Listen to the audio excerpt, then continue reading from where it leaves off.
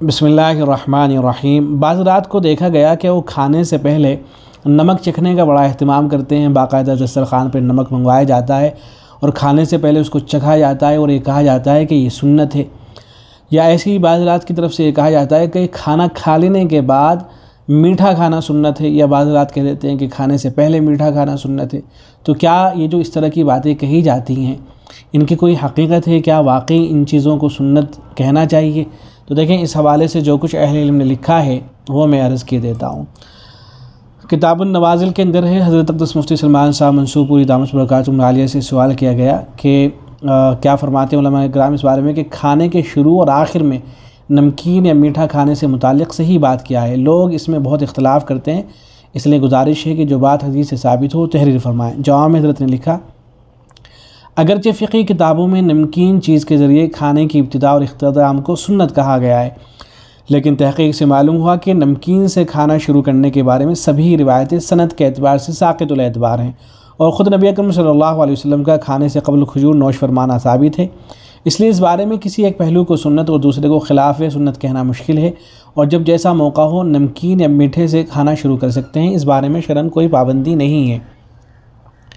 ऐसे ही असल फतावा के अंदर है, हज़रत अक़दस मुफ्ती रशीद अहमद साहब रहमतुल्लाह अलैह से मालूम किया गया कि खाने की इब्तिदा और इंतहा में नमक चखना सुन्नत है या नहीं। अगर मसनून या मुस्तहब नहीं तो शामी, इहयाउल उलूम और दीगर कुतुब मुअतबरा में खाने के आदाब में क्यों लिखा गया है, इसका क्या जवाब है?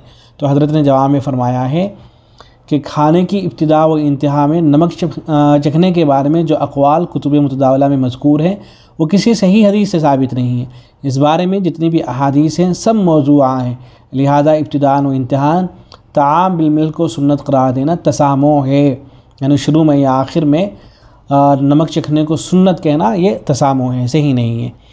ऐसे ही दारुल उलूम देवबंद के फतवे में है कि आवाम में जो मशहूर है कि खाने के बाद या खाने से पहले मीठा खाना सुन्नत है, इसकी मुझे कोई सराहत नहीं मिली है। अलबत्ता आप सल्लल्लाहु अलैहि वसल्लम को मीठा पसंद था, जैसा कि हदीस में आया है, और दौरे नबी में तो आजकल की तरह फरावानी नहीं थी। आम तौर पर आप सल्लल्लाहु अलैहि वसल्लम का खाना यही था कि खजूर खा ली और पानी पी लिया। घर में महीनों चूल्हा नहीं जलता था, अगर कभी गोश्त का नज़म हो गया तो चूल्हा जल गया। इसलिए हम लोग जो दस्तरखान पर किस्म किस्म के मुख्तलिफ़ खाने खाते हैं और खाने के बाद मीठे की फ़िक्र करते हैं, हुज़ूर सल्लल्लाहु अलैहि वसल्लम के यहाँ इस तरह खाने की नौबत नहीं आती थी। अच्छा, ये जो बात आई है ना कि नबी अकरम सल्लल्लाहु अलैहि वसल्लम को मीठा खाना पसंद था, जैसा कि तिरमिज़ी के अंदर रिवायत भी आई है कि कान नबी सल्लल्लाहु अलैहि वसल्लम युहिब्बुल हलवा वल असल, के नबी सल्लल्लाहु अलैहि वसल्लम मीठी चीज़ और शहद को पसंद फरमाया करते थे। तो इसका क्या मतलब है इस हदीस का? तो इस हवाले से हज़रत अक़दस मुफ्ती सईद अहमद पालनपुरी रहमतुल्लाह अलैह फरमाते हैं कि मीठी चीज़ मैदे को क़ुव्वत पहुँचाती है।